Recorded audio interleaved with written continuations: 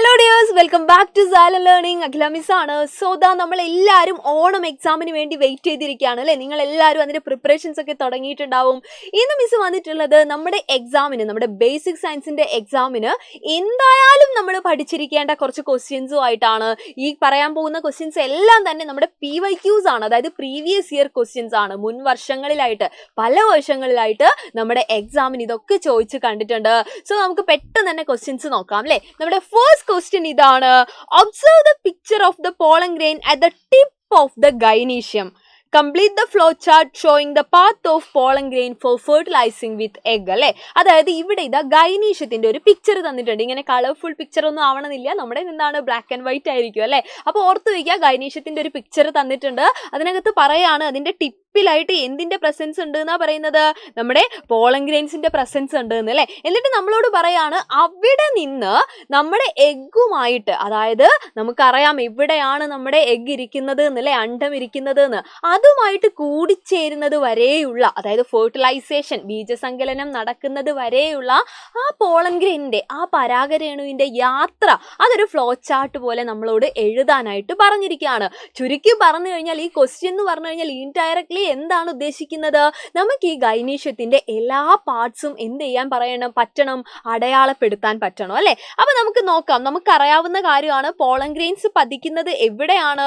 Yes, pollen grains എന്ന് പറയുന്നത് പരാഗരേണുക്കളാണ് അല്ലെ? അപ്പോൾ ഫെർട്ടിലൈസേഷൻ നടക്കണമെങ്കിൽ ആ പരാഗരേണു, ആ പോളൻ ഗ്രെയിൻ ആദ്യം തന്നെ എവിടേക്ക് പോയിട്ട് പതിക്കണം, നമ്മുടെ ഗൈനീഷ്യത്തിന്റെ പാർട്ടായിട്ടുള്ള, ഗൈനീഷ്യത്തിന്റെ ഏറ്റവും ടിപ്പ് അല്ലെ, ഏറ്റവും മുകൾ ഭാഗം എന്ന് പറയുന്നത് എന്താണ്, ദാ ഈ കാണുന്ന ഭാഗം എന്ന് പറയുന്നത് യെസ് നമ്മുടെ സ്റ്റിഗ്മയാണ്, അഥവാ പരാഗണ സ്ഥലമാണ് അല്ലെ? അപ്പൊ നമ്മുടെ ആദ്യത്തെ സ്റ്റെപ്പ്, ഇതിപ്പോ ഫ്ലോ ചാർട്ട് ആണെങ്കിലും ഇനി അതല്ല, നമ്മൾ ജസ്റ്റ് ഇങ്ങനെ ആ ഒരു പിക്ചറിൽ അടയാളപ്പെടുത്താനാണെങ്കിലും സെയിം തന്നെയാണ് നമ്മുടെ ആൻസർ വരുന്നത് അല്ലെ? അപ്പൊ സ്റ്റിഗ്മയാണ്, മലയാളത്തിലാണെങ്കിൽ എന്താണ്, പരാഗണ സ്ഥലമാണ്. സ്റ്റിഗ്മ അഥവാ എന്താണ്, പരാഗണ സ്ഥലമാണ് അല്ലെ? ഡെഫിനറ്റ്ലി ഈ ഭാഗം നമ്മൾ പഠിച്ചിരിക്കണേ.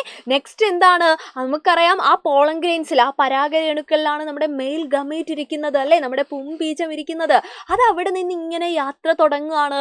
യെസ്, തുടങ്ങിയിട്ടുള്ള യാത്ര അടുത്തത് പോകുന്നത് ആ നീണ്ട ഭാഗത്തിന് നമ്മൾ എന്ത് പറയുമായിരുന്നു, സ്റ്റിഗ്മ കഴിഞ്ഞാൽ നമ്മളുടെ സ്റ്റൈലുണ്ട് അല്ലെ? യെസ്, നല്ല സ്റ്റൈലായിട്ട് തന്നെ നമുക്ക് എഴുതാം. നമ്മളുടെ എന്താണത്, ജനിദണ്ഡാണ് അല്ലെ? ജനിദണ്ഡാണ്. യെസ്, നെക്സ്റ്റ് അതിങ്ങനെ പോകുന്നത് അടുത്തൊരു ഭാഗം എന്ന് പറയുന്നത്, യെസ് ഇവിടെ നമുക്ക് എഴുതാം അല്ലെ, നമ്മുടെ എന്താണ്, അണ്ഡാശയം അഥവാ ഓവറിയാണ്.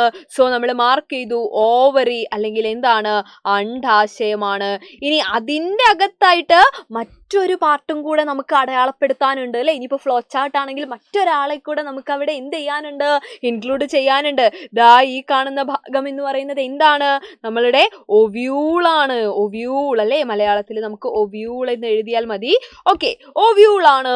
ഇനി ഇതാ ആ ഒവ്യൂളും കഴിഞ്ഞ് അല്ലെ, ആ ഒവ്യൂളും കഴിഞ്ഞ് അകത്തെത്തുമ്പോഴാണ് യെസ് നമ്മളുടെ മെയിൽ ഗമീർ, നമ്മളുടെ പുംബീജം ആരുമായിട്ട് കൂട്ടിമുട്ടുന്നത്, അല്ലെങ്കിൽ ആരുമായിട്ട് കണ്ടുമുട്ടുന്നത്, നമ്മളുടെ എഗ് അല്ലേ, നമ്മളുടെ എഗ് അഥവാ എന്താണ്, അണ്ഡം അല്ലേ? അപ്പൊ അവിടെ നിന്നാണ് അവരെന്തിലേർപ്പെടുന്നത്, നമ്മളുടെ ബീജസങ്കലനം അഥവാ ഫെർട്ടിലൈസേഷൻ എന്ന് പറയുന്ന പ്രോസസ്സ് അല്ലേ?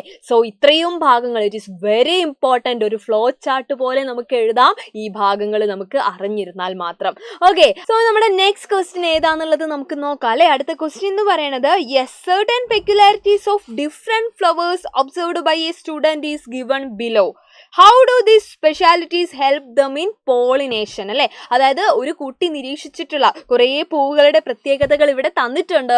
അതിൽ ഓരോന്നിലും ആരാണ് അതിനെ പരാഗണത്തിന് സഹായിക്കുന്നത്, അതായത് ആരാണ് പോളിനേറ്റിംഗ് ഏജന്റ് എന്നാണ് ചോദിച്ചിട്ടുള്ളത്. നമുക്കറിയാം അല്ലെ, പോളിനേറ്റിംഗ് ഏജൻസ് അല്ലെങ്കിൽ പരാഗണകാരികളെ പറ്റി നമ്മൾ പഠിക്കുന്നുണ്ടായിരുന്നു. സോ അതാ ഇവിടുത്തെ ആദ്യത്തെ ഫ്ലവർ എന്ന് പറയുന്നത് നമ്മുടെ ജാസ്മിൻ ആണ്. അപ്പൊ ഇവിടെ പറയാണ് jasmine has good fragrance and is white in colour അല്ലെ? നമ്മുടെ മുല്ലപ്പൂവിന് എന്താണ്, നല്ല സുഗന്ധമുണ്ട്.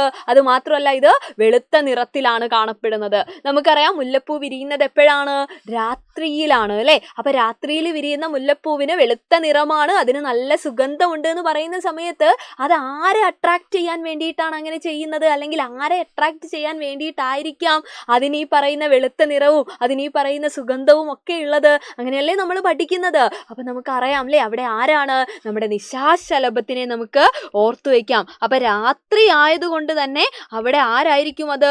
നമ്മളുടെ നിശാശലഭം അഥവാ നമ്മളുടെ മോത്ത് എന്ന് നമുക്ക് ആൻസർ ചെയ്യാം അല്ലെ.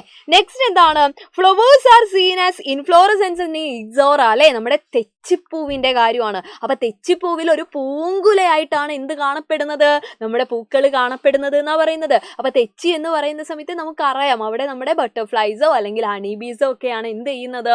ഈ പറയുന്ന പോളിനേറ്റിംഗ് ഏജൻസ് എന്ന് പറയുന്നത്. കാരണം ഈ പൂങ്കുലയുടെ പ്രത്യേകത നിങ്ങൾ ഓർത്തു വെക്കുക. പൂങ്കുലയൊക്കെ ആവുന്ന സമയത്ത് നിങ്ങൾ ആലോചിച്ച ഒരു ബട്ടർഫ്ലൈക്കും അല്ലെങ്കിൽ ഒരു ഹണിബി ആണെങ്കിലും ഒക്കെ ഇങ്ങനെ പറന്ന് വന്ന് അതിനിരിക്കാനും തേൻ കുടിക്കാനും കൂട്ടത്തിൽ ആ പറഞ്ഞിട്ടുള്ള പോളിനേറ്റിംഗ് ഏജൻസിനെ അല്ലേ നമ്മുടെ പരാഗരേണുക്കളെ എന്ത് ചെയ്യാൻ വേണ്ടിയിട്ട് എടുത്തോണ്ട് പോകാനും ഒക്കെ പറ്റുന്നുണ്ട്. സോ നമ്മുടെ ഇവിടുത്തെ ആൻസർ എന്ന് പറയുന്നത് നമുക്ക് എന്താണ്? ഏത് വേണമെങ്കിലും എഴുതാം കേട്ടോ. ബട്ടർഫ്ലൈ എഴുതാം, അതല്ലെങ്കിൽ നമുക്ക് എന്ത് എഴുതാം? ഹണി ബി എന്ന് എഴുതാം അല്ലെ. ഹണി ബീസിനെയും നമുക്കിവിടെ എഴുതാം. ഓക്കെ, അപ്പൊ നമ്മളുടെ പൂമ്പാറ്റ അല്ലെങ്കിൽ എന്താണ്? ചിത്രശലഭം അല്ലെ, ചിത്രശലഭം. അതുപോലെ തന്നെ എന്താണ്?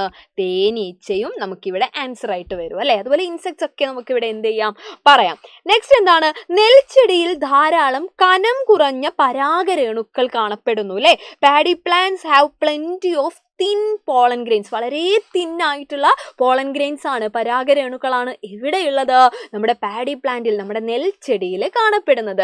അതെന്തുകൊണ്ടായിരിക്കും? അല്ലെങ്കിൽ അതുകൊണ്ടുള്ള ഒരു ഗുണം എന്തായിരിക്കും? യെസ്, നമുക്കറിയാം തിൻ പോളൻ ഗ്രെയിൻസ് അല്ലെ, വളരെ നേർത്തത്. അതായത് അത്രയും വെയിറ്റ് കുറഞ്ഞ ആളുകൾ, ഭാരം കുറഞ്ഞ ആളുകൾ, അതിന് എന്ത് ചെയ്യാൻ പറ്റും? കാറ്റിൽ പറന്നു പോകാൻ പറ്റില്ലേ?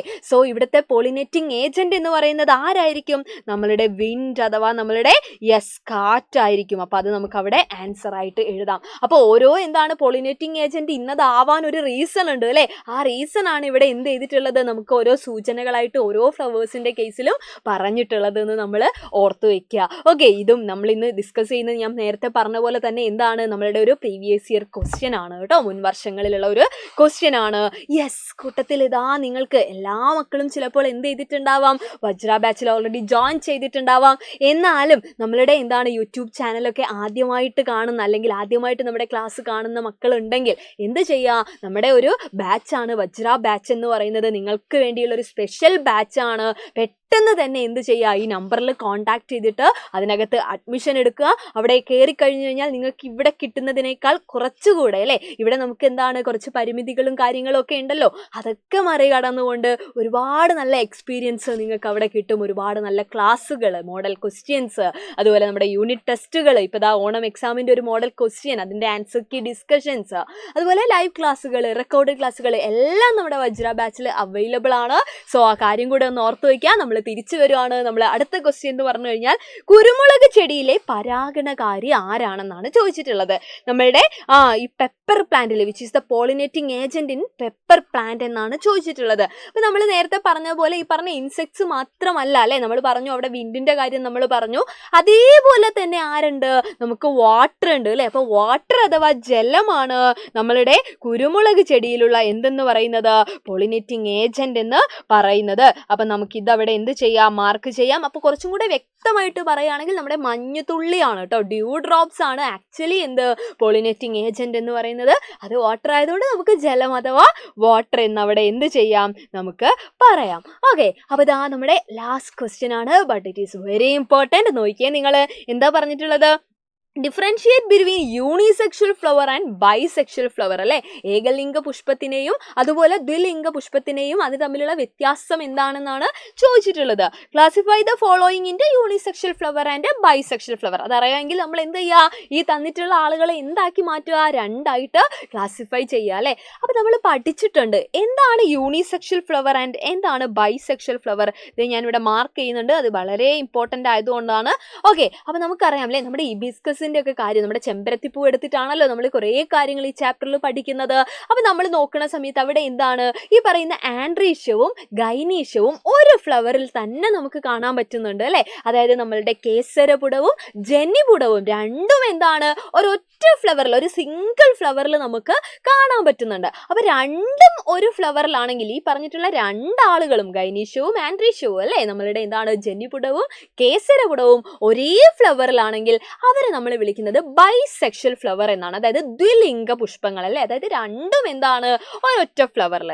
എന്നാൽ നമ്മൾ നോക്കുന്ന സമയത്ത് ഒരു ഫ്ലവർ നമ്മൾ എടുത്താൽ അതിനകത്ത് കേസരപുടം മാത്രമേ ഉള്ളൂ, അതായത് ആൻഡ്രീഷ്യം മാത്രമേ ഉള്ളൂ. എന്നാൽ വേറെ ചില ഫ്ലവർ നമ്മൾ നോക്കുന്ന സമയത്ത് അതിൽ ഗൈനീഷ്യം അല്ലെ ജന്യുപുടം മാത്രമേ ഉള്ളൂ. ഒരേ ചെടിയിലെ തന്നെ വ്യത്യസ്ത പൂക്കളിലാണ് എന്ത് കാണപ്പെടുന്നത്, ആൻഡ്രീഷ്യവും ഗൈനീഷ്യവും അല്ലെ, കേസരപുടവും ജന്യുപുടവും കാണപ്പെടുന്നത്. അതായത് ഒരു പൂവ് നോക്കുമ്പോൾ ഒരാളേ ഉള്ളൂ, വേറെ അടുത്ത പൂവ് നമ്മൾ നോക്കുന്ന സമയത്ത് അടുത്ത ആളും കാണുന്നുണ്ട് അല്ലെ. അതായത് രണ്ടും കൂടെ നമുക്ക് എന്ത് ചെയ്യാൻ പറ്റില്ല, കാണാൻ പറ്റില്ല. രണ്ടും എന്താണ് സെപ്പറേറ്റ് ഫ്ലവേഴ്സിലേ നമുക്ക് എന്ത് ചെയ്യാൻ പറ്റുള്ളൂ, കാണാൻ പറ്റുള്ളൂ. അങ്ങനെയുള്ള ആളുകളെയാണ് നമ്മൾ യൂണിസെക്ഷൽ ഫ്ലവർ അഥവാ ഏകലിംഗ പുഷ്പങ്ങൾ എന്ന് നമ്മൾ വിളിക്കുന്നത്. ഓക്കെ, അപ്പൊ അതനുസരിച്ചാണ് നമ്മൾ പ്ലാന്റ്സിനെ എന്ത് ചെയ്യുന്നത്, ക്ലാസിഫൈ ചെയ്യുന്നത്. ഇപ്പൊ ഇവിടെ നോക്കുകയാണെങ്കിൽ ദേ ഹിബിസ്കസ്, ലേഡീസ് ഫിംഗർ, റോസ്, ഇതിന്റെയൊക്കെ പ്രത്യേകത എന്താണ്, ഇതായിരുന്നു നമുക്ക് അവിടെ ക്ലാസിഫൈ ചെയ്യാൻ തന്നിട്ടുണ്ടായിരുന്നത്. അപ്പൊ ഇതിന്റെയൊക്കെ പ്രത്യേകത എന്താണ്, അതിലൊക്കെ യെസ് അതെല്ലാം എന്താണ് ബൈസെക്ഷൽ ഫ്ലവേഴ്സ് അഥവാ ദ്വിലിംഗ പുഷ്പങ്ങളാണ്. അതായത് ഒരേ ഫ്ലവറിൽ തന്നെ നമുക്ക് രണ്ടുപേരെയും അല്ലെ, രണ്ട് കൂട്ടരെയും, ആരൊക്കെയാണ് രണ്ട് കൂട്ടര്, ആൻഡ്രീഷ്യത്തിനെയും കാണാം ഗൈനീഷ്യത്തിനെയും കാണാം.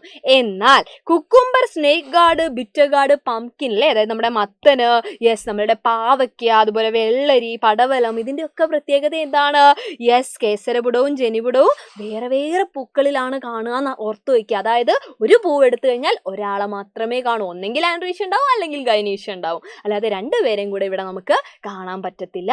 ഓക്കെ, അപ്പൊ അങ്ങനെയുള്ള ആളുകളെയാണ് നമ്മൾ യൂണിസെക്ഷൽ ഫ്ലവർ അഥവാ ഏകലിംഗ പുഷ്പങ്ങൾ എന്ന് പറയുന്നത്.